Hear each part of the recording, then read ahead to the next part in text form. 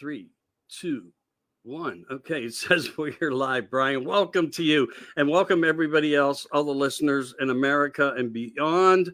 I have a fascinating guest with me. His name is Brian Tseng. Am I saying it correctly? The T is silent? It's silent. That's right. That's right. It's basically an Americanization of a Mandarin or Taiwanese Chinese name, Tseng. And then my dad, I guess, decided to set on Sang with a silent T. Interesting. We have so many different ways that we do things. No, it's hard for people to follow, but I'm glad that you were able to, put us in place here. Anyway, we have to talk a little bit, and you have this fascinating event coming up, and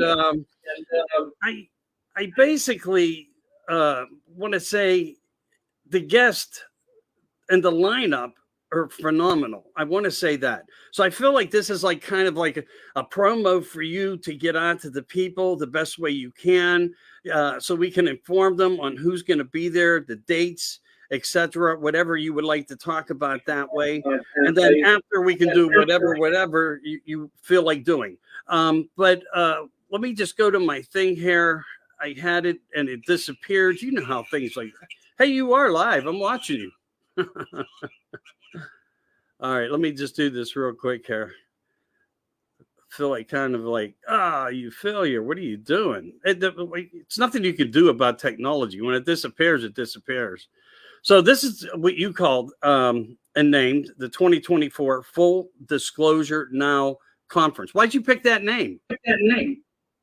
Because a lot of people I consider in the disclosure movement are on generally the side of what I call like the laser beams and Buck Rogers and ETs, the fun stuff that I put under the disclosure category. The full part, that's all the stuff that's very hardcore censored. That's the negative ETs and the deals that they've cut with our governments, the US government, among others. I'm talking about like the 1954 Greada Treaty with President Dwight Eisenhower, which, according to Laura Eisenhower, a good friend and one of the presenters at our conference, a lot of that was signed behind his back. And it was a terrible deal for humanity. Those grays that his administration signed that agreement with were really secretly proxies for the Draco reptilians. And so we thought we were signing a more neutral contract for science and exchange of some humans for limited experimentation, and it was anything but. So the full part is also the ritual abuse part, and when the people in power, the cabal, the Illuminati types, harming children for ritualistic and occult purposes, that's also part of the full disclosure part. And then also we have, I'd say our conference, when you look at our lineup, we're like 80% hard, full disclosure, disclosure from the bottom up, whistleblowing and giving the testimonies of the people who have made it through to the other side of these programs. No thanks to the people kidnapping them as children. And all of that needs to be real for this to be undone. And then about 20% of our lineup is then on the ascension side. This is the spiritual aspects of Earth and humanity as we ascend in vibration and understanding. And as years go by, I'd like it to be maybe, instead of 80-20, it'll be 70-30, 60-40, 50-50. As time goes by, I'd like to be able to focus more on ascension and less on disclosing the truth. But that's where we are today, Michael. Okay, well, that makes perfect sense because of everything that we're all looking at. What Laura Eisenhower's book represents is just fascinating beyond words, because the truths come out in these elements, and she is part of a family of truth. But I think her grandfather got a bad rap in a way. I think this came from an earlier predecessor who was involved, maybe by the name of Truman. I could be wrong, but when you do things like this, like we all have, and we've all been taught by each other with informative information, we come to conclusions that, for this just to happen the way it did, it doesn't seem feasibly correct. But we do know that this exists, that there was some type of paper document that was signed. And this was all about what I call the abduction 911. David Paulides talks about it as 411, but I think he came around to the narrative that I was talking about for years, not getting the same type of attention that he was. He's a rock star in what he does. I talk about multiple things. He concentrates and focuses on one. And I think that was a good part of his element. And he really helped what we were trying to strive to come out and say and do. So it's pretty crazy. Too bad you couldn't have David there with Laura. But so you have a great lineup, nevertheless. And the lineup consists of how many people? Oh, geez. I'd say right now it's about 37 presenters and people doing workshops. And this is our first year throwing this event. And we are on par with Contact in the Desert almost in their 10th official year. And then I do consider us I see Contact as a sister event, and I very much have loved attending the last 2 years now.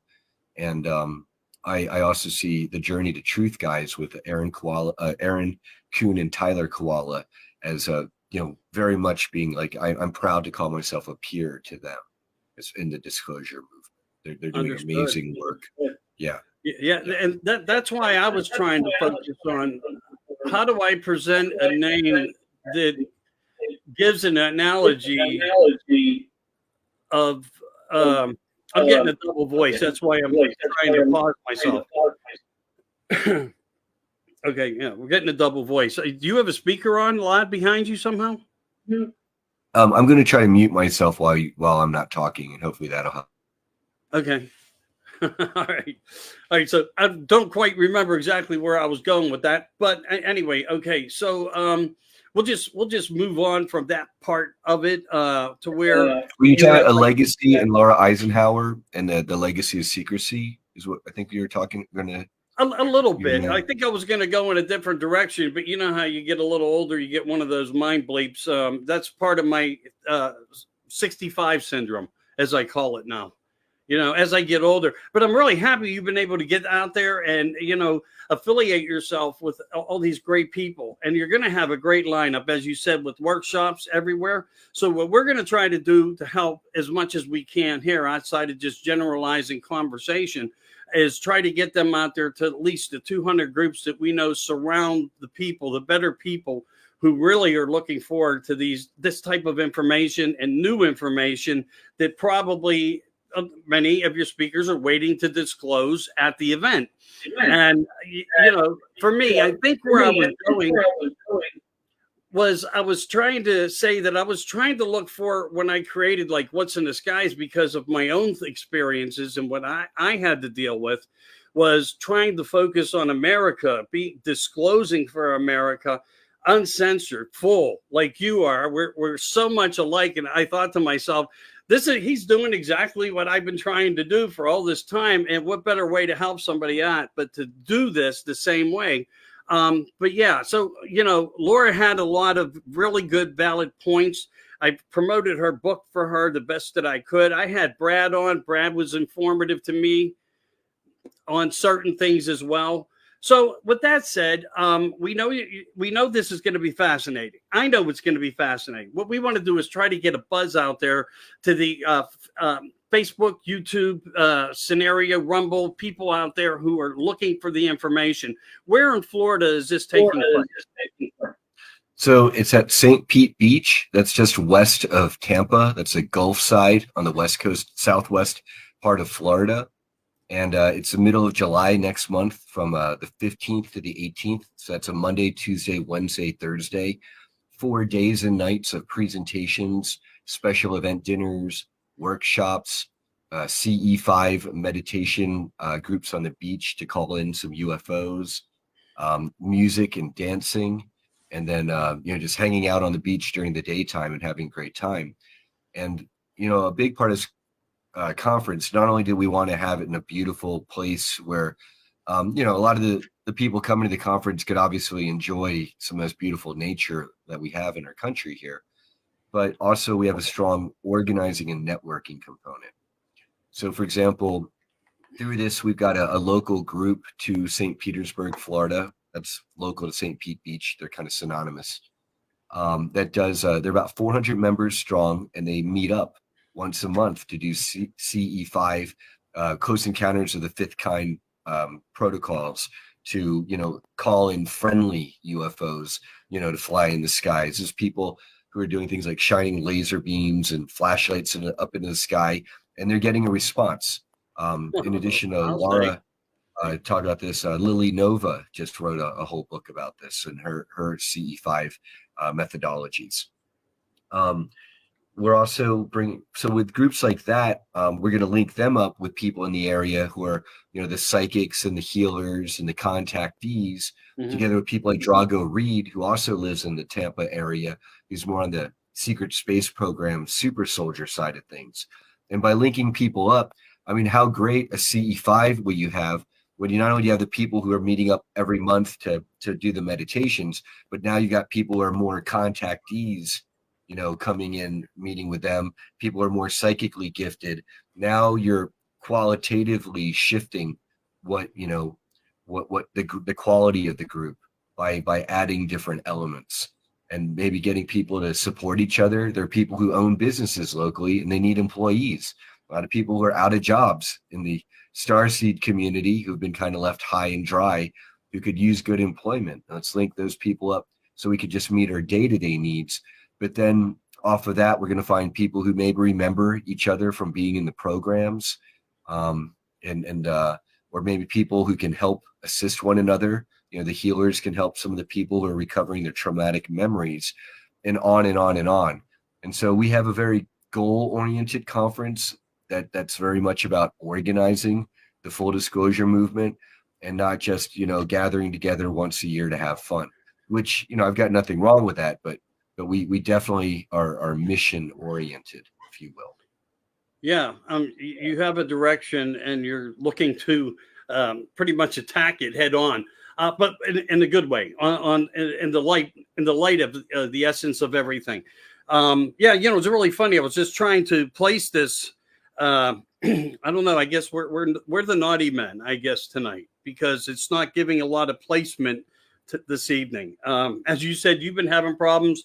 Of course, I have. They've been trying to strangle my numbers, you know, things like that. So we're running into a little bit of, you know, it's saying it's showing up, but when we go in to verify that it did show up, it's not there. Or it must have just shot to the bottom somehow, you know? But we'll figure that out. We'll figure that out, and we'll work on that a little bit if I have to after the show. It doesn't matter. But all right, so yeah, the CE5 and that's there. I think I, by accident myself, you know, experienced exactly what that was all about. And I, for months, tried to tell myself, why me? Why at this point in time? Why did this happen? And the truth of the matter is, just a short story for you. It's lengthy, but it's not real lengthy. I'm sitting in front of a fire outside of my camp where I do a lot of wood shop carving with a chainsaw, making little bears and birds. I'm not the greatest, but it's a pastime for a guy getting older who wants to have a craft, you know, under his belt. And I decided to look in the fields across in the pasture because I would scout for deer or bear, you know, just whatever. Or why is it so silent? Is there something out? Is it a Bigfoot? Is it dogmen? You know, I mean, whatever.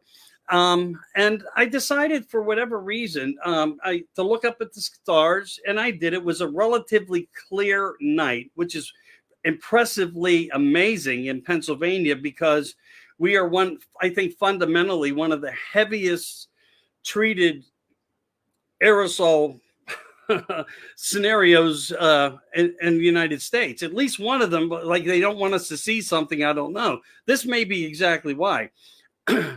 I always knew there was a certain spot in the sky where I would see nothing turn into something. And I would say to myself, okay, are they just satellites turning on, being activated? I'm seeing movement. What are they? So I decide to use this light. Click, click, click, click. It has like 3 or 4 modes, and I do it. And I did it once and didn't pay much attention. And then as I'm sitting there looking into the fire and just listening, I have this suspicion of feeling something inside of me saying, look to your left. So I'm sitting here like this. This would be my left, opposite on screen. And suddenly, and I have a huge driveway. I really do. I have a huge driveway. This beacon of light, a round circular light, is covering like the whole driveway, and it illuminates, and then it like puts on the dimmer and it goes back into like a normal type of lighting event. And I'm thinking, what the, and I mean, here you are, you're sitting in front. I've seen other things in my life, but I never had an up and close, throw a rock at it, hit it, encounter kind of thing. It was always in distance. What was that? What is it? That question. Well, here it is. It's right in front of me. And I decide, and I don't even know, Brian, I don't even know what made me do it. Click, click, click. I go through 3 modes of like low, medium, high, and infrared off. It does it again. An intelligence is present. And I'm like, oh, cool. So in 1 minute of my life, right then in that moment, says, do it again. And I did it. And it illuminated brighter, but it was never a brightness that was overpowering. It was like a softer light. It was like the bottom of, I could describe, if you took a basketball, cut it in half, it was kind of like that, but I couldn't honestly say to you that it was like this. It could have been flat, like the earth. I'm just joking. Everybody has a view on that, but I had to throw it in. So anyway, at that point, I'm like, all right, there's people in the house. I got to call, somebody's got to come out here and see me seeing this. And I did that, and nobody heard me. And while I'm thinking, why isn't nobody coming out? I get the chills like on, the back of my neck and all this. And I think to myself, what did you get yourself into? And I tell this story quite often to people because it really factually happened to me. I don't know why, when I was looking for the intelligence response, by accident it happening and me wanting it more kind of like freaked me out at the same time. But it was like it knew that it did it to me. Because in that moment, when I thought in my mind, like I had a certain fear of the incident happening, it just vanished.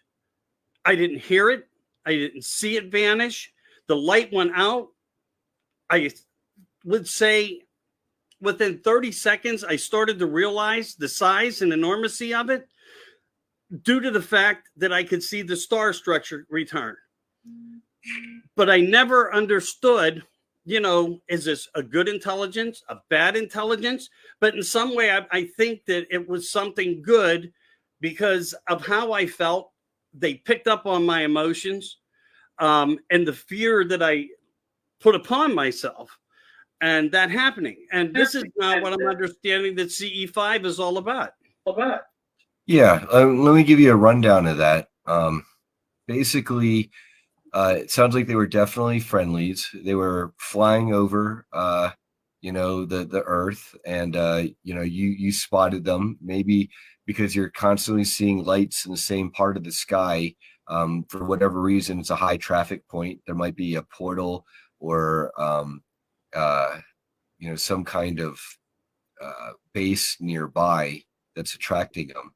And then once you shined your light at them and you got their attention, they're telepathic. So it sounds like they kind of tuned in on you. They came by to say hello. To them, humans who are actively trying to communicate with them and aren't freaking out and acting in fear, and who can handle contact, to them in communicating with you, I would interpret that as they're also in a way activating you, perhaps activating light codes, activating you to the knowingness that we're not alone. It sounds like if they telepathically interacted with you, They say, hey, look up to your left. It's like the more practice you get with telepathy, apparently the stronger your telepathy is going to be. So I think that they took the opportunity when you shined your light to say hi. They were more than delighted to say hello to a human being who is open and accepting and vibrating at a high enough level that you can interact positively with them. That would be my interpretation. Well, yeah, and I'm not going to disagree with you. Like I said, it was just one of those magical moments that one has in their life where they know what they're seeing is reality, and there's no questioning that. But you can go from one, as I did, aspect of it, of feeling just wonderful that something was there, and in a heartbeat, something, and I don't know why or how, unless it was the fact that it was a sense to me that nobody could hear me. And I actually got questioned on that part, was like, was there missing time involved there? And I can't honestly say I could ever say that's factually true. Now, I've talked to people, I know people that do, hypnotic regression and so forth. I'm going to be somewhere in May with Maria Wheatley and Dennis Stone. They do a lot of Stonehenge and things like that. And I'm going to hang out with her and see if she'll do it, because I have questions that may need answer. I don't know. So it's going to be fun. And that's going to be a fun event coming up in May. So keep tuned to that too. And we're going to get back to again with Brian Tseng, who is here, and he's representing the 2024 full conference, disclosure conference. It's going to be in St. Pete's Beach for a 4-day and 4-night with all type of events and speakers, 37. You want to turn on your microphone again? And do you want to bring anything up on the screen yet? Yeah. Let me present my screen, Michael. Okay. Okay. Let's see. I'm going to share screen. Share my screen. Second screen. I'm going to allow. So this is my conference website. FullDisclosureMovement.org is for our conference. And we've got a little bit more than 3 weeks and 2 days until our event. And the understanding is that we need to have full disclosure in order for us to secure our Star Trek future. As long as we're being lied to that there's no such thing as clean energy or anti-gravity or medical beds, we're never going to get them. Okay, because we won't even know to ask or demand them. And a lot of this technology has been developed with stolen taxpayer monies. So it's not like we're asking for anything that doesn't already really belong in the public domain. Our speakers are everyone from kind of like the old school people who've been reporting on the secret space program since the 90s. This includes Miles Johnston of the Basis Project out of the UK, and Carrie Cassidy with Project Camelot here out of the US, to the secret space program survivors and experiencers themselves, whether Penny Bradley, Tony Rodriguez, Laura Eisenhower, Daryl James, Arkeem Ra, Chris O'Connor, Susan Long, Drago Reed, Mario Maharez, Audrey Walters, Anthony Zender and Alyssa Zender, Alondra Markman, Nate Gray, and Carl Dory. All of those people are people who have been in through the programs, probably to one extent or another. To people like Yeme Genet of the Farsight Institute, or Jessica Jones, the Cryptid Huntress. Both of these ladies are very, very skilled remote viewers, and both of them have done blind remote viewing to verify a lot of the testimonies that people like Tony Rodriguez, for example. And the Farsight Institute, they did a big series on blind scientifically remote viewing Tony's book, Series Colony Cavalier, in which he details how he was, as a child, he went to a private boarding school. He kind of made the wrong kid angry at school because that kid's father is one of these Illuminati cabal types with access to the secret space programs. And the next couple of days later, Tony as a child got kidnapped into one of these 20 and back programs where they could literally kidnap you for 20 years and then transfer your consciousness back in time and put you back in your body 20 years ago after wiping your memories. These are known as 20 and backs. Right. People ask why. Corey Good was not so wrong on that, huh? Well, the deal with Corey Good is that he was testifying and whistleblowing on real things on secret space programs. And then with Gaia TV, somehow they got into a big intellectual property fight. And so Corey, as a legal maneuver, turned it into an intellectual property fight over like writing books and stuff. And while he discredited the entire movement, he was able to secure try to secure a legal victory for himself. I don't know the status of that case. All I can say is that it makes the entire community look bad, while people like Corey Good, press lawsuits. I just remember back in the day, David Wilcox bringing him into the kind of like format of the light, and he was actually speaking on a lot of these things. And I think people didn't have a really good acceptance or the ability of conscious yet. Being awake enough to say, I can believe that this could be possible. And I'm not hanging for the guy in a good or bad way. I'm just sharing with you something that came to light in my mind. But what you have here, I mean, like the new Ingo Swann. What we have now. Yeah, Ingo Swann being one of the earlier pioneers of scientific remote viewing with the Stanford Research Institute, and people like Russell Targ. I got to meet him at a Contact in the Desert briefly this year. He's definitely getting up there in the years. I mentioned the 20 and back programs. The reason why it tends to be 20-year cycles is because Earth scientists, when they were fiddling with early time travel experimentation with the Philadelphia experiment, and then later Project Phoenix, also known as the Montauk Project, and also researching alongside Brookhaven National Labs there on the east end of Long Island. Brookhaven's more central Long Island, and Camp Hero Montauk is the east end of Long Island. They discovered that Earth's kind of time signature, if you will, or waves frequency moves in a natural 20-year rhythm. And then so that's where the 20-year cycles comes from. Interesting. And I know this is going to be mind-blowing for a lot of people to sit there and just suck up and absorb all this information, as these wonderful speakers are going to be able to, rub elbows with them and give them a direct audience enlightenment. And of course, too, like through the 4 days, you could probably bump into anybody, rub elbows with anybody while you're there. You never know who's going to be sitting across from you at dinner. Think about all these wonderful people that are going to be there who you have the opportunity to meet and maybe ask the question to privately. You don't know. Everybody has a good, kind heart that's in this community, and they're doing this because they believe in what we are all striving for, the things that David Grunge had tried to bring forward. And I am from Pittsburgh, and I do know a lot of people in Pittsburgh. And I'm not going to say who I know or what I learned, but I will say this.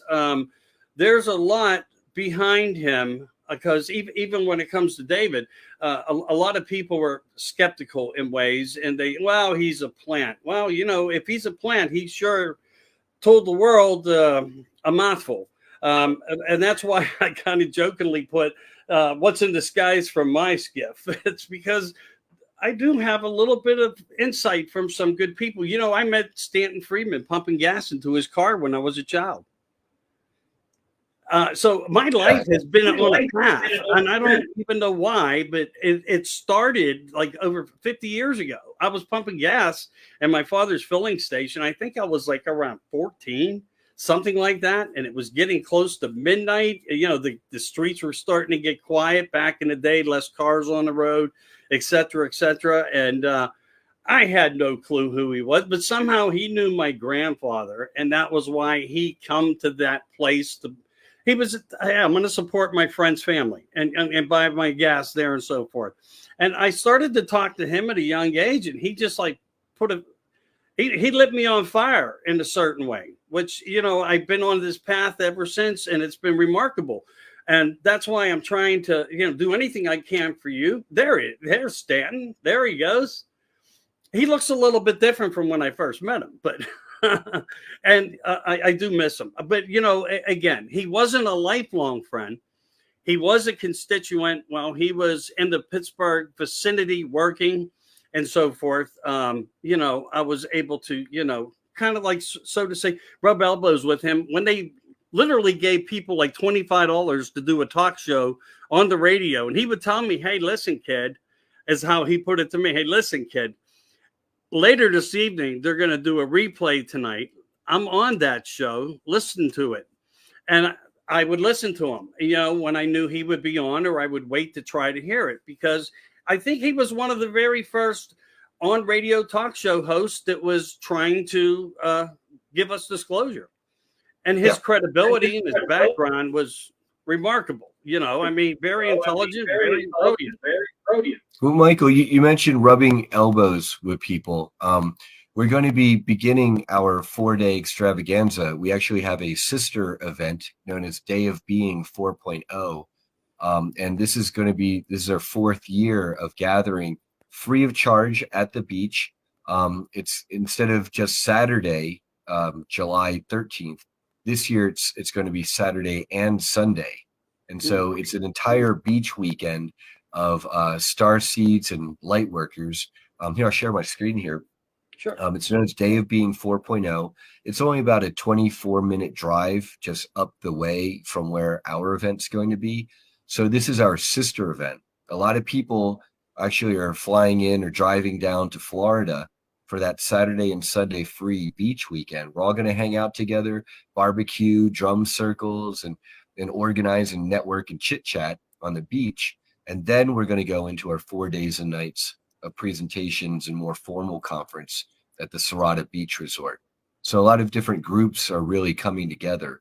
You know, and while I'm on this here, we're going to have a healers, psychics, and readers gallery, because in the secret space program, super soldier community, you know, the military abductees, there's a lot of trauma. There's a lot of repressed or wiped memories. And a lot of our friends here in the Healers and Readers Gallery are very good at assisting others in recovering their memories, in addition to healing their bodies. So that's a big part of it. You know, you mentioned that synchronicity.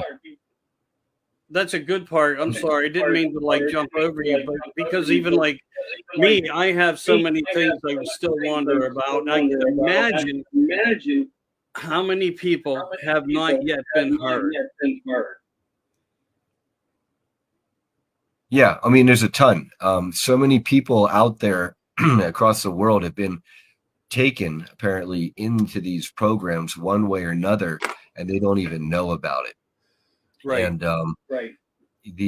what we find is that when people get together and they can help each other recover memories, because a lot of this stuff, it's really hard to recover memories. It might be buried under trauma. You might have screen memories. This happened to people decades ago when they were children. So there's definitely a process there. And the initial stages don't tend to be pretty. They tend to be pretty traumatic and life-altering. And often the people in one's own family, immediate family, don't understand. And so we tried to price this event to be very affordable. I mean, 4 days and nights, general admission is $420, you know, at a premium beach resort, Florida, in the summertime. You know, we have pretty reasonable day passes. And then the VIP tickets, they include 3 of the special event dinners, okay, which are going to be great. We're going to have a special panels and humorous Ask Me Anything panel, a remote viewers and SS peers, secret space programmers panel. You know, we're going to have a huge blowout costume party dinner and ball. That's going to be a lot of fun for the last night. And then, we made live stream tickets only $55. This early bird. We might go up to $77. But, when you compare this pricing to the other conferences, we are more than reasonable. And for this lineup, we want to provide the most bang for the buck to our attendees, the vendors, the presenters, and the whole world. And for your first year, and this just being the setup of it, the layout's wonderful. Again, you have some remarkable speakers that are going to be there, and you're setting it up in a way where workshops are going to be beneficial to anybody that wants to be involved with that. You don't see that quite. And you see it, but you don't see it, I don't think, on the scale that you present. Well, I kind of want to point out here that what makes us different. Not only are we about hardcore disclosure, and the Journey Truth guys are, and I'd say we're right there with them. We're really bringing something, I think, to the disclosure movement that is new and it's fresh. We're not gatekeeping anyone. You go to some of these conferences, not Rebels of Disclosure, Journey to Truth, by the way, they're great. But you can go to some of these other places and speak to even some of the people who are organizing some of these events. And, they'll agree with you about UFOs and, thermal imaging and night vision cameras and scientific evidence. And, but once you talk to them about secret space programs and deep underground military bases and reptilians and time travel, you're going to get an eye roll. And getting an eye roll from people within the UFO disclosure community is enraging. It pisses me off so much. It's kind of like of all the people who should be, sympathetic or empathetic, or at least, more open-minded, I feel like I'm going up to like a Fox Mulder, I want to believe guy, and then I'm getting eye rolled because what I'm saying is too crazy for Fox Mulder. And it's kind of like, come on, Fox, are we always going to be in the days of, these UFOs are flying around and who knows who's flying them and what they want? If you speak with other people, survivors of these programs, ET contactees of both positive and negative ETs, they'll tell you who they are. They're the Palladians, the Rigelians, the Arcturians, the Syrians, the Vegans, and what faction of some of these different groups and how their craft are powered and what their agenda is. That's a totally different world away from, someday we're going to have enough scientific evidence of the UFOs in our skies and we'll get high enough HD resolution video that will prove that there's something flying around up there. You know what I mean? Can you see the difference? Like, we're not the same. Right. And there's proof all over the place if you really look at it. The Baltic Sea anomaly, I truly, in heart, and everything that I've been able to ever find out is that there's something logically real down there. But, it goes beyond that, too. I mean, when we look at technology and where we are, I found information that said this doesn't have anything to do with, flying objects, but we actually had early submarines before 1880, because now people are finding these crashes and they're bringing up bits and pieces of them. And we're finding out that the dates that are manufactured on some of the parts went out of business before 1880. So how do you say that the thing under the water, our technology has been hidden from us, as you know. A lot of people say, in many ways, when we just have normal discussions, that, we were just horse and buggy 100 years ago. And that's truly not true when you look at these megalithic structures and the facts that there was something taking place way before we ever opened our eyes to it. But again, we're in a different place now because of technology having a positive plus, but it's not always a positive plus, because with information, disinformation needs to interact with it so it can be left somewhere in the middle without balance, where people are still in that same position to always think that, I won't believe it until I see it. well, I mean, you'll have that, but that's where the research comes in. That's what you're bringing into this whole, basically, you could call it a live formal documentary of Disclosure Now conference that's going to bring people into the light of some of these really hard to answer questions. Because when you talk about this, the super space programs and all these different things that are going on, there's a commonality that we are actually working with the rest of the world governments to do all this. And they're all in cahoots on it in many ways of everything, even now, that's going on, plus. So, I take my hat off to you and I commend you for what you're doing. And that's why, when we started to talk and you sent that to me, I said, wow, this would be really great, because I have talked to some of these people and others, and it would be nice to rub elbows with them, and say hello, sitting a couple rows back and give them a wave. Hey, guess I'm here. I made it, because I don't get to make a lot of things. I really don't. It's just my life. I'm a very busy person.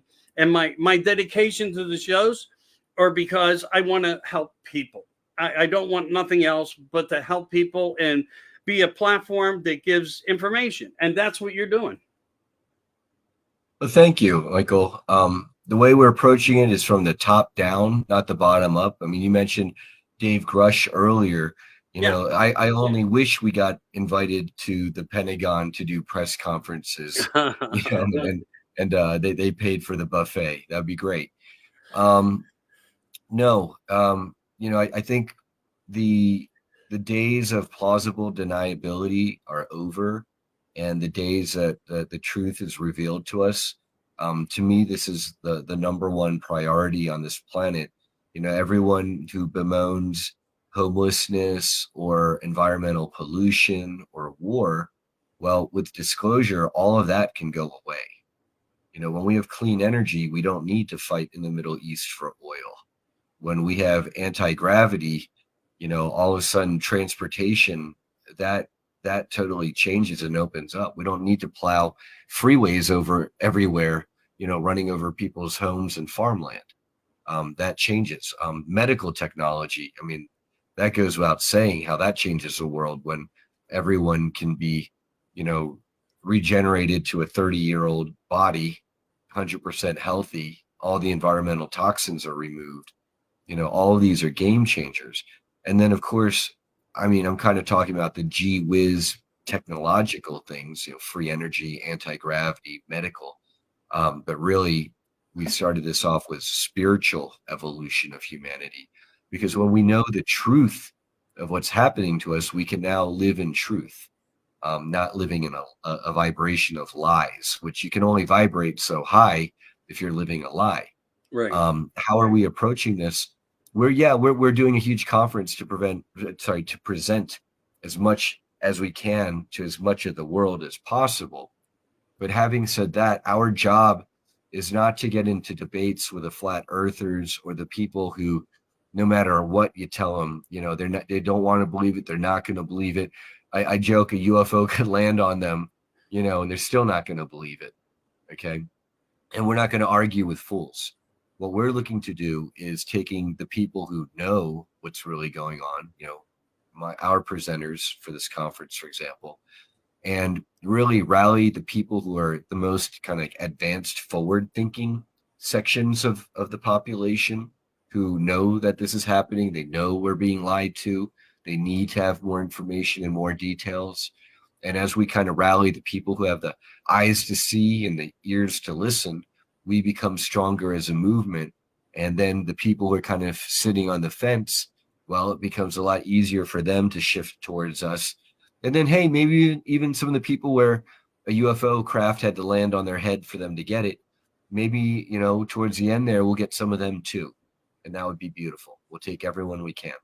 Oh, I don't blame you. And I believe this is exactly the reason that I do what I try to do. I try my best to do and deliver exactly what you're saying, because this is how Disclosure works. It truly does. I've been with a lot of people, talked a lot of shop with them, and had great people on the shows to where, you know, before in the green room, you have these little chats, and while the show's going on, or the podcast, whatever one wants to call it, you know, you find out a lot. And, you know, me, I take notes on everything. I really do. I have notepads this thick that I've been collecting data in, trying to understand it. And because I think we have a lot of special gain points. You know, the Jackie Gleason story and Nixon. I mean, there's things that you can dive into that are with very credible people with credible stories behind them. And, you know, as we go into this new age of technology, I think it would ease us, as you said, not living in the negativity of the lie, but knowing the outcome and the future. Maybe we would understand and agree with a little bit more with both sides arguing, because we would understand why we are headed in these directions. And I do believe, in my mind, and I don't know if you're going to have anybody there besides Carrie that might talk about this. Carrie's pretty vocal. She's had on some really rock stars, from Bob O'Dean and William Tompkinson, and all these fascinating people that no one could get. Carrie always seemed to get them on Camelot, and she didn't hold back. It was, you know, all bars, whatever you call that, and she went at it with them. She really tried to get clarity and dig deep into the system. But when you have guys like Bob O'Dean from Project Shock that read these manuals, that understood, that tells us a lot of the proofs of 1956, where our technologies were, what our capabilities were, and where some of these destroyers may have been refurbished to do something more purposeful that had nothing to do with in the water anymore, but maybe in the air and in the atmosphere. But, you know, again, I think it's going to be remarkable. And you made a great presentation tonight to tell people where it's going to be, what's going on. And is there anything else that you would like to add into it to make sure that you dotted all your I's, crossed all your T's? Yeah, I love to. Thank you, Michael. And thank you for this opportunity. Thank you to all our viewers. We're now at a time where, you know, for decades and decades, everyone in ufology and in the disclosure movement was like hunting for, you know, seeds of grain thrown into the grass, and we're hunting and pecking. You know, the Jackie Gleason Nixon story, the Gray Audit Treaty, you know, FOIA papers or leaked whistleblower documents on Majestic 12.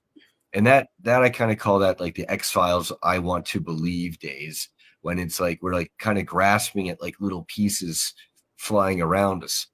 These days, there's such a huge preponderance of evidence. There's so many documents, so many whistleblowers, so many people like William Tompkins, who you mentioned, coming out, giving the blow-by-blow, you know, as documented by Dr. Michael Sala of exopolitics.org, for example, where he's got like, you know, 80 years of documentation from, you know, Wright-Patterson Air Force Base and the Roswell incident all the way up until now, you know, and other documentation.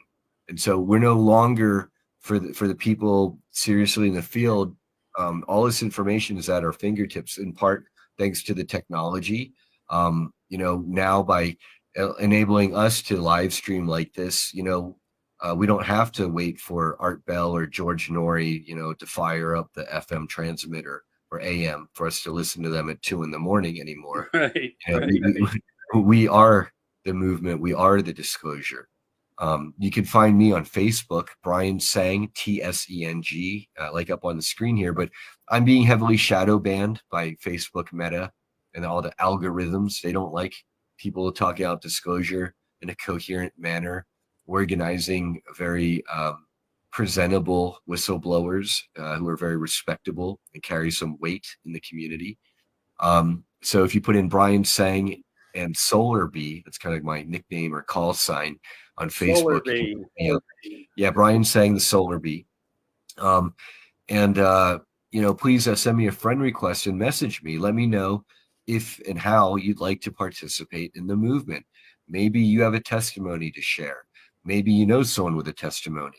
Maybe you're an eccentric millionaire and you like to help fund the movement. Maybe you're a combination of those things. Maybe you've got desktop publishing skills, or you're skilled video and audio editor. Any of that is incredibly important and helpful. And so, I look forward to hearing from anyone who'd like to reach out to me. I want to be accessible. When I got into this movement only about a year ago, I made it a point not to come in and be a fanboy and geek out. Oh my God, it's Laura Eisenhower. Like, no, it's like, okay, oh my gosh, it's Laura Eisenhower. I want to help her advance her legacy of clearing her grandfather's name and revealing the truth to humanity.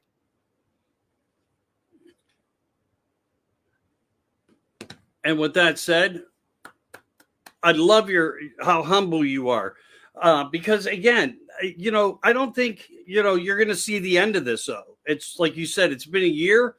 I see many more years for it to. It's just going to come. It's going to happen, and you're going to look forward to it, and you're going to be anxious to wait to be able to.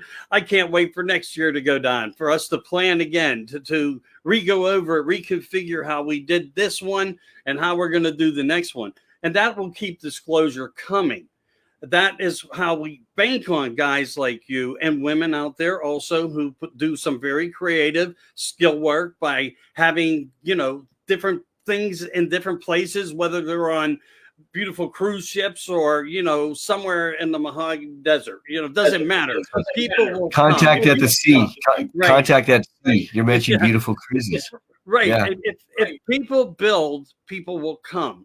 And I truly believe that is a legacy of truth, So you're working that. And you're right. Laura's a fascinating, great person, but you have many of them going to be on with you down there. You're being blessed in a big way because, it is hard to look to somebody that is out there. It's been out there for many years.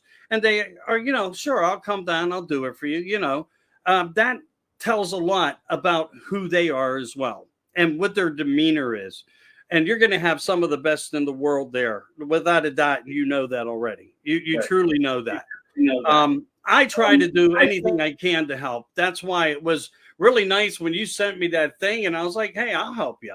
This is what I do. I mean, what's in the skies? But I mean, what's underwater? I could have went a lot of different ways. But the point is, whatever's up does come down. And, eventually we're going to see these things on the ground somewhere. I do want to ask you a couple of questions though before we I've got all the time. Go for it, Michael. And maybe next year you could be part of our 2025 conference live stream dream team on site. Who knows? It'd be great. Yeah, who knows? Who knows? Maria Wheatley says to me, Michael, your worth is worth the time and effort that you feel is important that you invest into it. And she couldn't have been more right. She keeps me on a good path. We have limited words at times, but when she does present herself to me, she's a true, beautiful friend. I mean, her outlook for humanity and every individual person is in her heart. Humanity is in her heart, and that's why she does. So she's a great motivator, and I've had a lot of those type of people on. And I want to thank you for coming on too, because you're building something for yourself that's fascinating, and I do want to be a part of it. But my thing in theory is the power of the message more than the power of the numbers. I mean, I don't want the popularity. I just want people to know that there are guys out there like us that want to bring this stuff forth. And that's why I couldn't, I was, flabbergasted. Hey, I'll be glad to help you out any way I can to get the message out. So we have a little less than 30 days to the event. Yeah. 3 weeks and 2 days. And actually a little bit less 3 weeks when you include the Day of Being Beach weekend. The free beach hangout, we're expecting like 1,000 starseeds and light workers and psychics. It's a gathering of the tribe, if you will. That's huge. Because I'm on I'm on social media a lot. I've got a ton of people reaching out to me, and a very common complaint is, I'm the only starseed in my region, in my town. I feel so alone. It's such a breath of air to speak with you, Brian. And I always say, Bubby, you've got the internet. You've got this huge community at your fingers. Go onto my mutual friends list with you friend any of these people, and you don't have to be alone.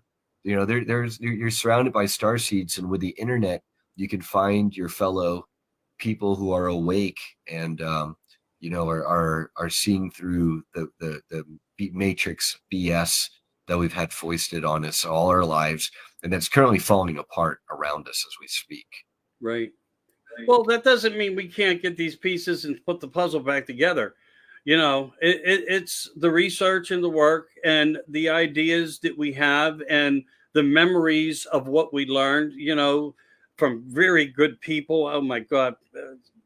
There's just so many. And when you look at the things that have been prepared for us, and there was a generation that once did that. Lieutenant Corso. Look, mind blowing, but factually proved in my mind. Poor wording there, but I mean, when you look at these guys, Paul, he was another one that just, Clifford Stone. I mean, it's mind blowing when you really look into it. And I want it. Yeah, and all those people being like with the Men in Black crash retrieval type programs being right. very, very well documented. Absolutely. And that information, that stuff coming out from like the 50s and 60s, that information. So, I mean, come on, people, where do you think we are in 2024? Yeah, and I mean, William Cooper was screaming about it. Phil Schneider. I mean, we have a lot of data. The problem is there's too many storybooks out there that accompany things, and of course, when people create, words of representation, it doesn't always make us on our side look great, as the conspiracy theorist. Well, don't call him an idiot. He's just a conspiracy theorist. That's a kind way of, us just saying, let's create a word, let's create a narrative that gives it that disinformation to our advantage. But we do know so much. We do. And I hope. I want to speak to that, Michael. This is what's missing. Because as you say, we know so much. And then you get the people who just point fingers and laugh and they don't want to believe any of it. Right. Okay. Right. What we have now is the ability to formulate a pretty good understanding of the big picture.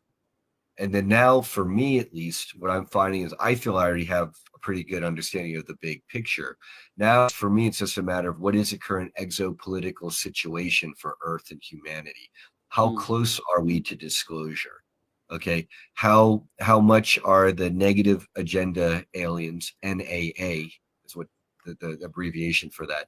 How much are they still large and in charge of Earth in this sector of the galaxy versus these galactic federation types who don't want to violate what's known as the Prime Directive, as depicted in Star Trek, because Gene Roddenberry sat in on multiple channeling sessions back in the 60s to get this information about the Galactic Federation and what's known as the Prime Directive. Okay, and all that is coming out, and it's hard for the other side to keep muddying the waters as much as they will when enough people come out with, okay, hey, this is a big picture, this is who's who in the zoo, this is what's really going on, and this is where we are today and the direction we're headed. Now we've got a total paradigm shift in the world's understanding of the ET UFO phenomenon. Yeah. It's no longer, oh my gosh, maybe someday we'll have enough scientific evidence. That's so old fogey for me. It's maddening. I do think that we have certain people now that are analyzing this in a different way. I used to think in my mind, out of 100 stories, what are the possibilities of percentage that they could be extraterrestrials or interdimensionals beings who are coming into our dimension and observing. In the meantime, a lot of people, and probably over 90%, are thinking, well, I think Stephen Greer's right. I think that that So's right, that he was, and it's just us. It's us doing it. Well, if it is us, then it's probably old technology that we got, or we're working with something quite different, even more different. Yeah, I got to jump in there. Go ahead. That really said everything to me when Dave Grush at the Pentagon press conference or wherever they were in front of Congress, or Yeah, he does this whole long thing, releases all this information, and then at the end they say, "Okay, Dr. Greer, what do you think?" And he leans into the mic. He says, "There are no bad aliens. We humans, we're the bad ETs." It's like, what, dude? No. Phil Schneider is rolling, spinning a turbine in his grave right now, along with Alex Collier. Alex Collier is still alive, obviously. But yeah, right. Sure there are many, many, many people who would like to beg to disagree with Stephen that there's no bad ETs. And to me, that doesn't even make sense. It's like saying, all people are good, which would obviously be incorrect. And just as like saying all people are bad, we represent a huge spectrum. And when you get out there into the vastness of space and all the planets teeming with life, the understanding that there's no such thing as a bad ET, that's just one of those lines that I feel really hurts the disclosure movement, and I don't like it. Right. And I had a guest on a couple nights ago, Karen Wilkinson, and I mean, quite honestly, I wish the way she described herself, and I think she almost broke down and cried when she was on the show with me because of her inner everything as a human being, and the fear and so forth. That in itself, and the experimental phases of what these extraterrestrials or AI units, cyborgs, whatever you want to call them, the minions for some of these things to do these testings and so forth. And that advancement is so far superior than what we can even comprehend in many ways. But she comes out, and I don't know if you got to listen to some of her testimony, but she's been on many platforms and she's talked about this several times. It's just mind blowing that, if they were so good, she would have never had no pain. Well, my perspective is like this. There's a lot of hybridization programs going on. Okay. And then you might be taken up by, say, positive ETs because you're a Palladian starseed who's incarnated on Earth, and your Palladian family comes and picks you up in a ship, and they're doing tests, and maybe they're healing you and they're monitoring you, and they drop you back off. Then you get the attention of some of these space programs, right, run by humans, and they realize, hey, you're getting picked up by the Palladians. Well, then now you get kidnapped, couple weeks later by US-based, military abduction programs. And, now you're getting abducted by two different programs, right? And maybe one is friendly and one is very hostile and unpleasant. Okay. So now you've got the same person experiencing both sides, or opposite sides of the UFO ET abduction phenomenon, and you're going to say, well, what's real? Are they all good? Are they all bad? No, it's a mix of good and bad, and it's very complicated. And so I think a lot of people looking at it from the outside, they're looking at it, oh, all ETs are bad or they're demons, and others are saying, oh, no, they're all good and they're just here to scientifically help us. And I'm going to say, well, no, it's a mix. It depends on, who's coming and why, and who they're picking up and why and what they're doing. And some of those are positive and some of those are negative. But to try to oversimplify it like Greer did, say there's no bad ETs or, blah, blah, blah. I see that as an intentional disinformation line. I think he was probably told to say that. And I know, for example, a certain new age streaming service, my good friend Johnny Enoch, they told him they wanted to, buy him off and tell him to insert the message, for example, that someday humanity, we'd have to give up our sovereignty. And he said, hell no, I'm not giving that message out there. I'm not going to say that. And I kind of suspect that someone probably said to Greer, hey, I want you to put this line out there. And unfortunately, for whatever reason, maybe he believes it. I hope not. Either way, if he believes it, I think he's a fool. And if he doesn't believe it, then he's a paid disinformation agent or gatekeeper. Yeah, that would not be such a good gatekeeper.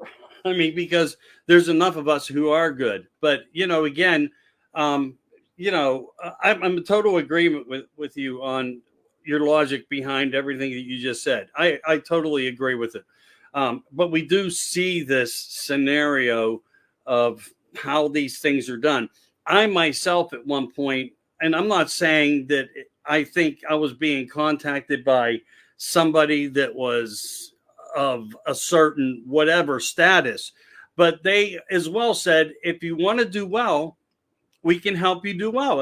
I saved it. I still have it. I screenshot it. I saved it. And kind of like the same scenario of the same thing, but you can't talk about everything you're talking about. And that's kind of how the message was to me. And I asked who it was, and it had I could not track it back anywhere. And every once in a while, I got one of these, a little bit different, but always quite the same, of a narrative of something that there was an agenda to be pushed in a different direction. And I'm not going to go in a different direction. I'm in this direction that I believe in. I don't believe in the other direction. What are we if we cannot tell the truth? I mean, we're nothing. We're no better than anything else that's in the existence. But you're absolutely right, 100%, unequivocally. When we look at everything, there's a good and bad demeanor. Doesn't matter what it is. It's a commonality that is focused through everything. You have one good portion of product and productivity of information, and on the other hand, you got the disinformation that blows it out of the park into a different direction. And for me to stay stable in it is to try not to accept everything I hear or follow everything I hear, because sometimes to me, I think that I don't want outer influences. Not that I don't believe that there are really great people who could educate me, but I don't want their influences to become their words coming through my microphone. Here's my advice on that. I personally, as an investigator, try to listen to all the data, if you will, that comes my way. And then instead of just outright discounting it and saying, oh, that's garbage and throw it all away, what I do is I'll assign it a weighted value. Hey, I think William Tompkins is super well documented. A ton of people coming out of the woodwork. I give him like a 9 or a 10 for confidence. And then, Greer, I'm going to give him a 1, but I'm not just going to discount him. I'm going to say I'm going to give him a 1 because I feel like he's spreading disinformation because there are people behind him. And I add that to the data instead of just discounting him and wiping him from my memory. And I find in doing that, as I get all the data and I can assign it relative weighting, of value, then I'm able to put together a picture that gives me context. And for me, context is king. It's like, why are they picking up these people? When you know why they're picking up people and what the programs are about and what they're trying to achieve, now it all makes sense. We're no longer looking at little pieces of a jigsaw puzzle with a magnifying glass. We're able to kind of take a step back and see how all the moving pieces jive together. Right. So what jives for you when I make a suggestion, a statement as a question? Crash retrievals. How far would you say on a scale of 1 to 10 do you believe that has occurred? I mean, that for me is up there as a 10 because of all the Majestic 12, the ET, the Russian Yellow Book. It's like the whistleblowers who come out talk about grays on military bases that they, telepathically communicated with. For some reason where the same pictures are emerging. Gray beings, some of them are extra biological entities, some of them are biological, but they are in the gray form, short, medium, and tall. Reptilians, good and bad, from the Draco Siakar winged nasty ones to friendly reptilians, because not all reptilians are bad, to the Palladians and the Nordics, to the testimony of Maria Orsic and the Vril Society going back to World War II. Yeah. All these themes are common over and over. Greys, reptilians, attractive blonde people. There's a reason for that over and over and over. After a while, it tells me, well, the reason why people are seeing the same things over and over is because that's who's who in the zoo. We're in the ocean and we're seeing sharks over and over. After a while, I'm going to believe in sharks. I don't need to argue about it. Well, I'm not going to jump in the water with a gash on my leg, bleeding blood, to prove to you that sharks exist. You want to do that, you go for it. But I know sharks exist. I've seen sharks. People have talked about sharks. My dad got eaten by a shark. After a while, I don't. There's no more doubt, and that's where I'm at. I think that's where you're at, or closer to that. And there's definitely a gap, but that's why we start with the people who have eyes to see and ears to hear. I'm not going to argue with someone, to convince them. If I need to argue with you to convince you, no, I'm not going to do your thinking for you. And I'm always challenged to do that. And, the devil's advocate. And I call it, I like to play angel's advocate. They keep asking, what about this? What about this? So now I'll always reverse it. Well, what about the hundreds of years of, photographic and eyewitness evidence of stuff in our sky? It's like, what about that? And turn it around on them. Yeah. Because now is a time when we have enough information that we are no longer on the defensive. Really, we should be on the offensive. Right. I can remember talking to Jim Goodall, and his commanding officer said that he had to, he tried engaging once upon a time with them. Talking to Bob Lazar, part of his documentation on the model that he was working, where the element 115 was within that scenario, was actually of an ancient artifact found. Then you have the name of the Vimanas and things like that. And then you have the food fighters. And I mean, these men, women, and strong humans with good intent and thought cannot all be wrong. Well, once you touch upon Vimanas, you're talking about the historical record. We've got paintings and, like hieroglyphs and like statuettes and stone sculptures depicting flying machines. And then it's written about things like the Bhagavad Gita and the Ugaritic texts. There's a reason for that. And then in the Bible, right, the Elohim, we're probably the Anunnaki, the beings coming from the sky. So it's not like this stuff isn't documented. I like to tell people, and someone else online, Ace Left out of Ireland, I believe, beautiful gal, was making this comment. If you don't believe in conspiracy theories, it's only because you don't apparently know how to read. Yeah, right. Exactly. I think when you mentioned a few things prior to me rambling as I do,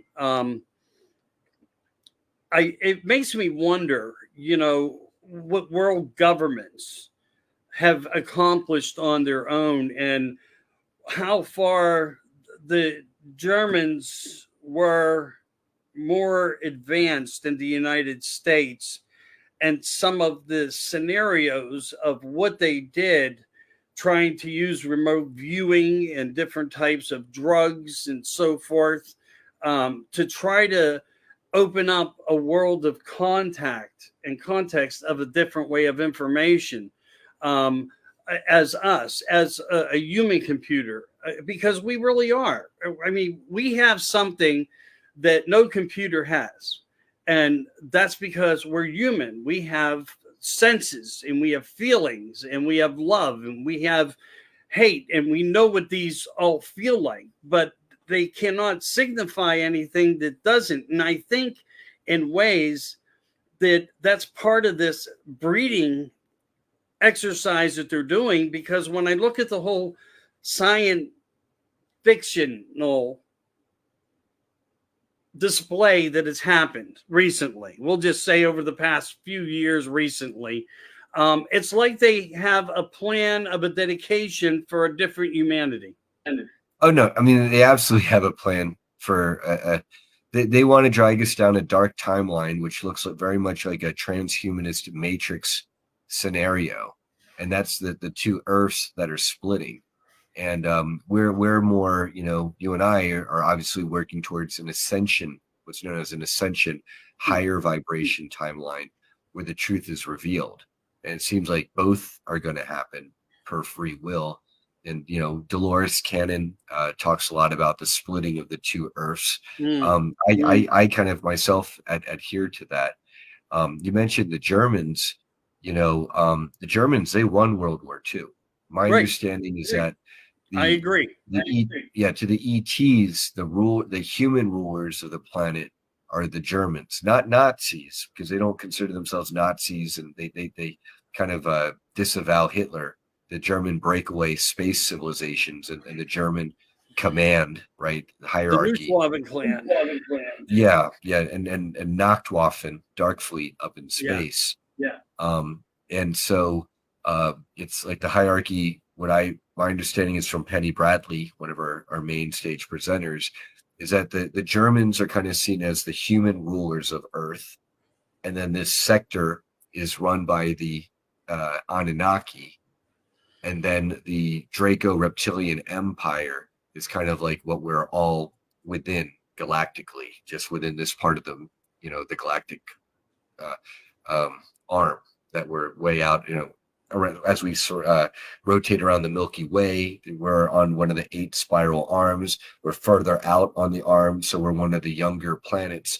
All the stuff took place towards the galactic center, like the Orion Wars, things like that. And now here on Earth, the way Penny described it is kind of like, think about Earth and humanity would be like Wichita, Kansas.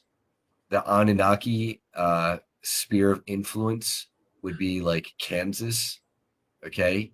And then the Draco Reptilian Empire would be like the United States. And so, we're within the Anunnaki domain, within the Draco Reptilian territory. And then there are various debates as to are Galactic Federation types coming towards our solar system and helping to liberate us from the Draco Reptilians. And some people say, yes, the Dracos have been kicked out, they're gone, and And other people say, no, that's a lie, it's a psyop, they're still here, large and in charge. I personally think that it's kind of like a middle in between that the Dracos are slowly but surely going to get backed off of Earth, but maybe that's just hopeful, wishful thinking on my part. Yeah. Do you think that's how religion plays the balance of what people believe and don't believe, because of the evil and the good and so forth? Religion. So I will distinguish religion from spirituality. I'll say spirituality is really where it's at, and what exists regardless of religion. And then religion are these hierarchical structures that are socially imposed upon us to kind of control our worldview and how we function as a society. That's religion. And so I see religion as dogmatic and negative and backwards. I see spirituality as forward and progressive and free. And quite often the times the two are very often mistaken. I mean, I feel like, I'm a believer, I'm a follower, but there are a lot of things that I know I disagree with a lot of people in the Bible. Like, I believe reincarnation was written out of the Bible. And then their Bible thumpers are going to tell me I'm going to hell for even saying that. And I'm going to say, well, have you never heard of the Council of Nicaea and how they left out more books out of the Bible than the current Bible that we have to read today? All the female Gospels, their testimonies of the disciples, because there were females who followed Yahushua, and his name wasn't even Jesus. Every time you say Jesus, say Hail Caesar. Okay, you want to argue with me about reincarnation? There's a reason why people are going up to Yahshua and saying, Rabbi, are you the spirit of Elijah? Come again. Are you the spirit of Ezekiel? Come again. They were referring to reincarnation. That's to me as ridiculous as people saying Jews killed Jesus. It's like, well, Yeshua, he was a Jew. So, you know, that's where that's where I get into the distinction between religion and spirituality. Religion is a tool to control Right. the masses and keep us down. Spirituality is what they're trying to pervert into religion, and they're trying to deny us. Right. And you can see the perversions have been as far back in history as they are plentiful now. And this new 2024 environment that we live within, it's like the biblical context and the way of life needs to be placed back into this scenario. And that's where the tool is helping it. And that's why they're changing the rules to the tools. I mean, if something is a fact, you don't change the facts. You leave them as they are because the one creator placed them, if factually true. Otherwise, they were done by the hands of man who had the rule books to the writing and wanted it to be presented even worse. Even worse, Michael, per Ephesians 6:12, you know, we wrestle not against flesh and blood, but against powers of evil in higher realms. And I would say that we are indeed dealing with it's the part of why all this is so well orchestrated is because it's not just human secret societies. It's the humans who are willing to throw the rest of humanity under a bus so that they can be the elite. You know, they're answering to powers of darkness that you know, survive human lifetimes, and it's why they can be so well coordinated. Is because we're dealing with them. They're accessing the spiritual, you know, whereas most of the quote unquote normies deny the spiritual realms even exist. Right. You know, it's not an even playing field here. No, it's not. But they know how to manipulate us into that play field. They keep us there. They keep people there. They're not going to keep all of us there. We know to get up, walk away, go have a hamburger, not because somebody said have pizza and hot dog. You know what I mean? We're going to live a normalcy. We're not going to live an abnormalcy. And that's the kind of thing. That's how I try to base my life and what I do. It's been fun talking to you. You do know a lot of things, and I like conversations like this because it doesn't matter if it goes to a little bit different of a, you know, or a little bit different context this way, but it stays enlightenment, you know, as enlightening, and it teaches people the facts. And I think that's why I've done half as good as I have done, is because I try to utilize the elements of knowing as much as possible. You know, the thing I never cared about school. I really didn't. I didn't even make it through the first couple months in ninth grade. And the reason why, when my father asked me, and I think it was one of the only serious questions he asked me, is like, do you really want to be taken out of school? I said, they're lying about it. Something isn't adding up. It doesn't make sense. And it doesn't. And he said to me, well, look, I'll put you to work in my whatever. You can work there. Just know you're going to work. And I'll sign you out of school. I'll get you out of school. And I'm glad I did, because it was like this whole, like I told you, by pumping gas into Stanton Friedman's car and these steps, even though in some cases baby steps turned into the Bigfoot strides, you know what I mean? Where you just jump over so many, but you wind up meeting so many fascinating people who are like us. And we want to be surrounded by that likeness of how we think and how we can teach each other to progress the rest of our lives that we have here on this earth, and to try to make it more of a plentiful place for the children and the children's children, and a future for the humanity here before it's totally decimated. That's right. If you're listening to this, you're probably a starseed, and you probably want a higher vibration, optimal timeline Earth. You don't like the transhumanism garbage that the other side's trying to shove down their throats. And thankfully, they're failing. People, you know, they don't want that. We don't want that. We want full disclosure yesterday and a Star Trek future now. There you go, the Star Trek future now.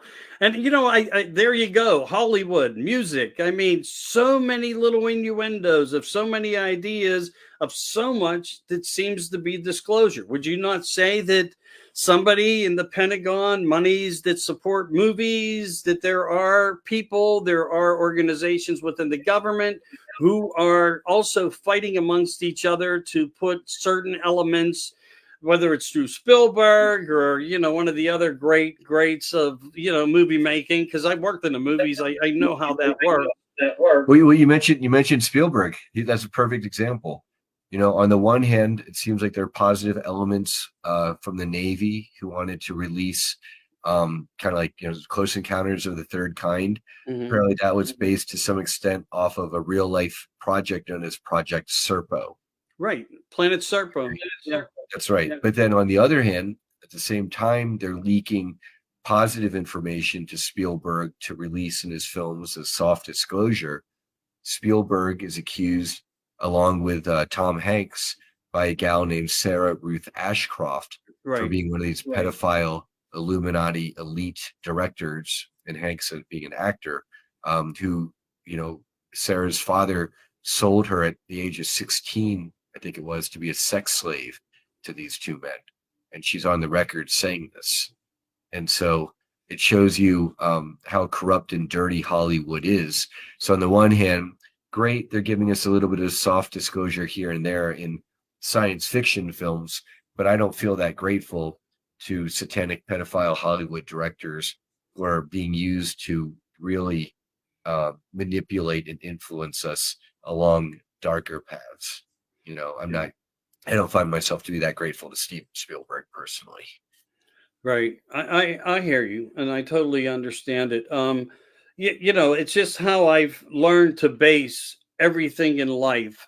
It's sad that we actually are fighting a battle as big as this has become, but they were even conditioning us in ways. And there's probably many successes they even had upon us that we don't even remember, that we somehow got trapped into, because it's always been by a rule book, the 10 Commandments, or the fact that, driver's license are required by everybody by law. But we know the truth behind that is only commercial drivers are required to have a light driver's license, not the general population.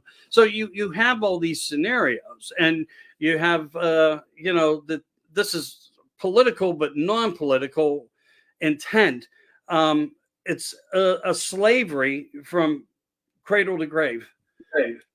So for me, I'm a huge fan of the sovereign citizen movement. Mm-hmm. And then at the same time, I like to say, pick and choose your battles.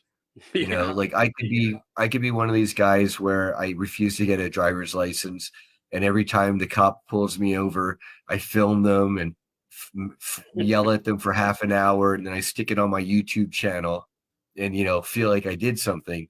Me personally, I feel like I want a driver's license so that when I drive to Florida to host my conference, if I was to get pulled over by the man, I'm not having to fight him and maybe get my car impounded and never make it to my conference because I am standing on the principle of refusing to get a driver's license.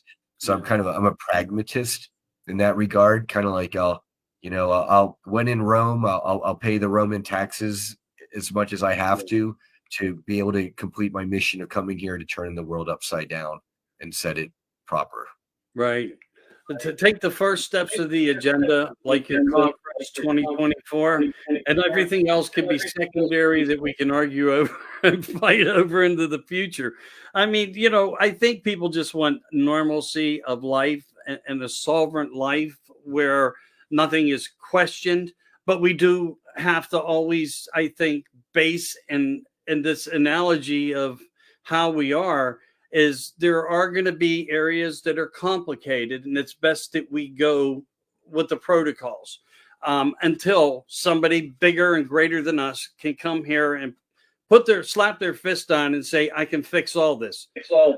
Actually, that's the whole problem, is that as long as we're waiting for someone greater and bigger than us to come and fix a problem, we're never going to get the problem fixed. We need to reach the point where humanity collectively, or at least enough of humanity collectively, understands that we're not alone. We've been lied to. We have souls. Transhumanism, WEF, New World Order agenda is garbage, and that we're not alone. And when enough people realize that, that empowers us to kind of clean up our own act. And then that is what would enable the positive galactic types to make contact with us without violating the prime directive. So I would argue that, in fact, they're waiting for us to get our act together. As long as we're waiting for top down, big brother to fix it, we're always going to be stuck where we're at. That's my understanding from people who are contactees of the Galactic Federation types and the Galactic Court system. Yeah, well, I agree with you. I was kind of just throwing that in there as a pun, so to speak, because I don't expect anything to happen any other way. I think the only cure is humanity making the steps to make the cure. That is what I've always pushed. And I believe that. I just do. I think that we lost a certain amount of strength. We would be much further ahead of the game. But again, we somehow, and many of us were even trapped within it, and realizing that it was occurring, just going with the flow in life, because that's what life is about. If this changes, you do that. If the clock goes off, it's 8 o'clock. It's time to get up and go to work. You know what I mean? You live through something every day. You kind of go with the flow. You're programmed. We're programmed. Yes. We're breaking through our programming. Yes. A lot of us are saying, take your 9-to-5 job and shove it, and that programming is breaking down, because as much as the other side is throwing everything they can at us to channel us down their New World Order path, all of their structures, their monetary system, their transportation networks, their military apparatus, all of that is falling apart as we speak. They can't maintain it anymore, even if they wanted to. Yeah. But, as long as there's old men thinking of ways to, they will put young men and women in place to fight that battle for them, because they don't know anything but how they make money and utilize us to do it. And that's part of this evilness of whatever it is that they follow into, or these entities that they follow and basically somehow strategize together how to take these steps forward. I made the remark several times over and over. Humanity and man themselves, even women, even the most sophisticated, highest IQ people, I don't think could have put something of magnitude in place that we have witnessed in the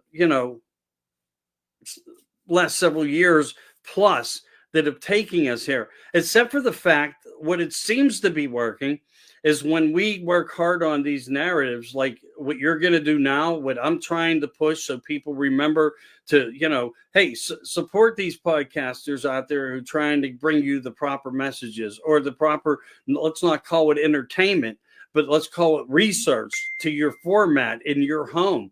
And we're disciplined at doing it. We don't sit there and we don't use foul proverbial language that, insults you. We're trying to give you the facts of it. So it was great having Brian here tonight. Brian has got this fascinating event coming up, and I want to go over this before we end the evening out.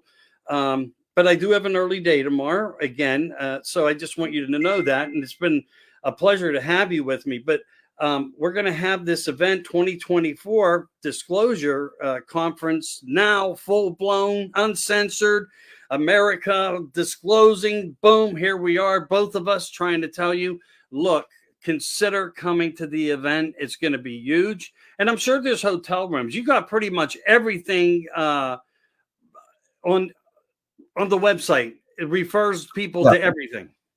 We got discounted hotel rooms. We've got our early bird passes, our VIP passes, and live stream tickets. Because I know not everyone can, jump on a plane and go to Florida, but we will have live stream passes. So you can support us and join us online if you can't do it in person. And your support, think about everyone who can't make it in person, who gets live stream passes. They are literally supporting the movement. I'm paying for the conference out of my own pocket, and I don't expect to break even. We're doing this for the movement. If I take a loss, so be it. Hopefully next year will be bigger and better. And that's what I'm told is really what's destined to happen. And it's an honor and my duty to be here. And thank you for giving this airtime, Michael. Oh, it's been a pleasure to have you. I mean, you're a very intelligent man with a lot of really good research and information. For the short period of time, I commend you for the work that you put in. A lot of people could never have put this together. And the time that you've been with us doing this and what's to come with it. So we're looking at 37 guest speakers and a couple might be added on where you're going to have different areas of different focuses of workshops. So do you want to just breeze through that at the end here in case somebody catches it halfway or whatever, and we'll do that real quick? Yeah, absolutely. Thank you. So we're gonna have everything from like Tony Rodriguez and Arkeem Ra talking about the 20 and backs to workshops where some of them will be healing workshops or activate your psychic ability type workshops. And we've got the time on the beach, I think is gonna be really valuable. Just the beauty of nature and the special event dinners. I'm really looking forward to the humorous Ask Me Anything dinner because I'm going to put my one housemate on the spot. He's a telepath who's able to literally communicate with our dogs. There are people out there that are called animal communicators. Yeah. Regina Perlmutter online out of LA. She's also very good at this. And the things our dogs say are the most hilarious things. So I can't wait to share this with people. Just as the ascension process, not only the disclosure process happens, people are being more awakened to our psychic abilities, our ability to dream, prophesize in their dreams, to heal each other by laying on of hands. This is a time of wonders. I'm very excited. And, a lot of people, I like to say, instead of just being in the choir, I'm a leader of the choir. That's what I aspire to. No, thank you. Well said. Well said. But the truth is the truth. And I think you're going to have more success than you realize. I really do. I'm going to push hard for it. We're going to get this shared everywhere we can. We did have a couple blips, whatever you want to call them. They actually took me from world and put friends only or something. I don't know. I apologize for looking down, but they were trying to explain to me that somehow my preferences sharing got changed. Isn't that funny that I have someone like you on who they're trying to stifle, and I do it with a lot of people. So maybe it was a random whatever, but we're going to still get the information on. If you want to do anything prior to the event, before you leave and bring on any guest to give a little vibe, let me know. I'll be more than happy to turn on the plug and hang out with you for another hour or so. And if not, I do understand that you're pressed for time also. And I get what you're going to be doing. You're probably going to have to be there before. You're going to be the welcoming committee. You're going to be dictating for everybody. And I hope you have a lot of help there. And if I come up behind you and tap you on your shoulder, don't get nervous. It's just me. I'm not the guy from Van Halen. If you can make it, that'd be awesome, Michael. It'd be great to have you there. And if we can fit in, I'd love to do another show with you before, the next 3 weeks, the conference. That'd be wonderful. I'd love that. Yeah, cool. It probably help create just maybe a little bit more of a buzz. And you did say though that there is going to be a live stream too, also with this on some point. Oh yeah, there's definitely gonna be a live stream. Will be $55. You can buy them through our website, and we'll give you a link to Vimeo. Is where we're going to be streaming this. Our Facebook, they blocked our website for like 6 days, but enough of us protested it that they unblocked us. And so it goes to show that you can fight censorship on their own, on the other side's platforms and win. Yeah, they stalled us for 6 days, but we are unblocked. And by publicizing the fact that we were being censored, we gained yet more support, so it's definitely a kind of like a one-upmanship game here, fighting the algorithm. There's that commonality. The more you screw with the people, the more we retaliate back and we do get our way. And that's why we need to hang together and do the things that we do that take us in this direction. Again, I want to thank you. I do appreciate you. I appreciate you coming on. Again, you're this this is going to be outstanding. I don't know how serious people are out in the world, but I'm going to push as hard as I can for everybody to know what's going on and that they can catch some of this clip and write it down, make memos and notes. And you let me know how you feel and what your schedule's about. We can zip on for a little bit and do whatever you want if that happens. If not, there's a pretty good shot you will see me down there. There's a lot of people I know it. And it would just be fun actually to get away for a few days and to be into an environment that I don't normally take steps into. But you're such a kind person, very hospitable. It's almost like you're talking me into it just through your eyes. Come hang. But it'll be out fun. on the beach, get a suntan, get some sand between your toes. God, look at my face; it's burnt today. It's pure red. It was it was 93 or 94 today. There wasn't much of there was natural cloud coverings. I was really shocked. I mean, and even though there was humidity, but when they use less of that, the air quality changes immediately when it's not there. Oh yeah. Yeah, the sun is definitely more intense these days. It's gone from a nice warm yellow to more of an angry hot white. Yeah, exactly. The solar maximum right now. Yeah, and exactly. The solar flares and coronal mass ejections are proof of that. Science, people. Yeah, there is some science to it all. And then, in life, we deal with these things. I mean, I'm good with it. I like the sun. I'm a sun guy. I'm not a sun god. I'm a sun guy.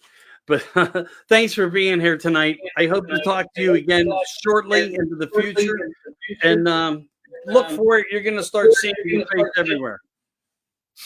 Thank you, brother. And thank you to everyone in our audience. God bless. All right, man. See you later. Take care, bro. Well, thank you, everybody. I appreciate you and anyone who gets to listen and watch us. Brian Tseng is a very, very intelligent gentleman, very kind, very good heart.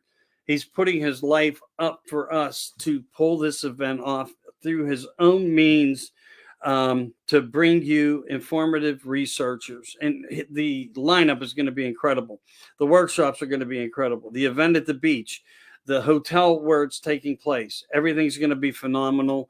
Top of the line. I know not everybody can afford it, but if you want to watch the event, as he said, through its streaming, there will be a live stream and you can attach yourself to that.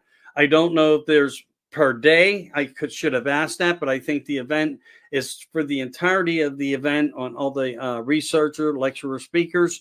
I believe he quoted that at $55. But again, this is how we get everybody together into a room and we talk. And we converse, and you're going to hear a lot of things that you probably, with this conference, that you wouldn't normally hear on a podcast show and so forth, because these are going to be done and articulated in a great way through good presentation. A lot of good people, big people, names that you guys know. But hey, we're all equal. We're all one, right? We're working to do this together. So thanks for joining in. We did have a couple glitches that did take effect. Somehow I got removed. Somehow I got put on private instead of world. I don't know how that happened or what occurred, but yeah, maybe Facebook decided these two guys together could be a potential problem for us. But, we're just human. We're just doing what we love to do.